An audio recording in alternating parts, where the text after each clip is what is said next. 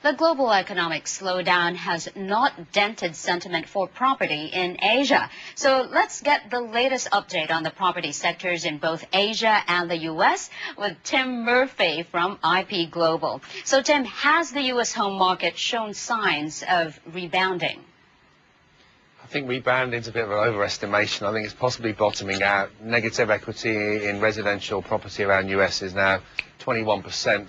For the uninitiated, that means 21% of the population has property worth less than their mortgage. It was 23% last quarter, so it's definitely getting more positive, but I think to see it actually picking up and green shoots is probably a bit early. It's still, I would say bottoming out is probably about the most confident phrase I can use. Okay, what about the commercial real estate then? Is it showing signs of a recovery? Oh, I hate to be more negative. It's looking worse, I think. There's something like 51 million square feet of empty space in Southern California.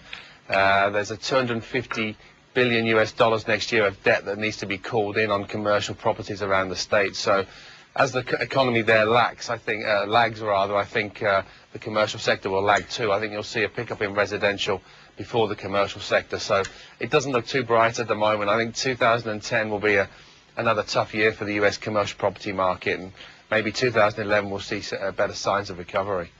Let's now move into the Asian property market. Are low interest rates in the U.S. fueling speculation in this part of the world? Well, for sure, low interest rates are helping all of us. Property prices in Hong Kong and Singapore, as great examples, have been booming in recent months, and the fact that you can get cheap money makes a huge difference, of course. But I think we should also remember that the opportunities to find growth and money elsewhere have been very, very difficult. And the supply levels in these markets, you can even extend that to somewhere like London, where the pound sterling has been extremely cheap on the back of the US, and there's just such short supply levels. IP Global have been buying assets in Hong Kong and also in London because they're very cheap at the moment because of currencies and low interest rates. How about China's property market? Are we staring at a property bubble? I think possibly in some of the bigger markets. Shanghai's had an incredible 6 months, and the government's doing everything it can now to slow it down. I tend to see China as being a mixture of both speculative and domestic purchases. So in the bigger cities, there's more speculation. I don't like to use the word bubble, but I definitely think there needs to be some slowing down there. And the government have managed to do that in most of these markets, so it certainly needs to happen in Q1 next year. But would you say the gains are due to genuine demand or just mere speculation? Well, that's a tough one. Remember that foreigners can't get into China very easily, so you don't see the overseas speculation that perhaps you're seeing in Hong Kong from the mainland or in London from Asia. So at least it's only a domestic market that you're seeing, but I certainly think you're getting a lot of people buying 2, 3, 4 properties and then selling some of them out. So I do think it's a mixture. I think there is genuine domestic demand there. People who couldn't afford to buy over the last 3 or 4 years who are now feeling that they can do it because prices have come off. But there's certainly some speculation in there. I think we've been naive to consider not. Hong Kong and Macau property markets, do you see more upside?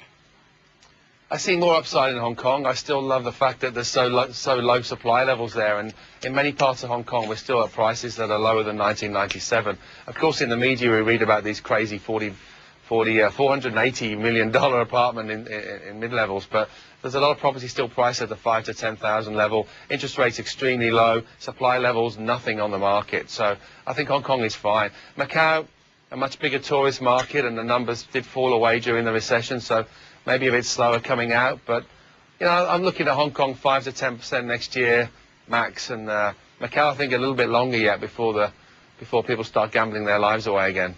What about Singapore? Do you see recent moves by the government to release more land for development cooling the property market?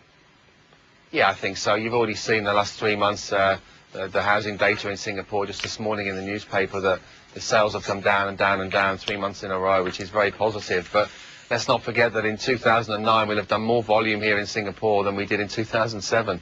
So there is an appetite for it, and I'm sure the government will now put that extra land in and slow the market down. But I don't like to see things flip-flopping too much, so a small amount of regulation but not too much. This market is still good, but it does need a bit of dampening, I think.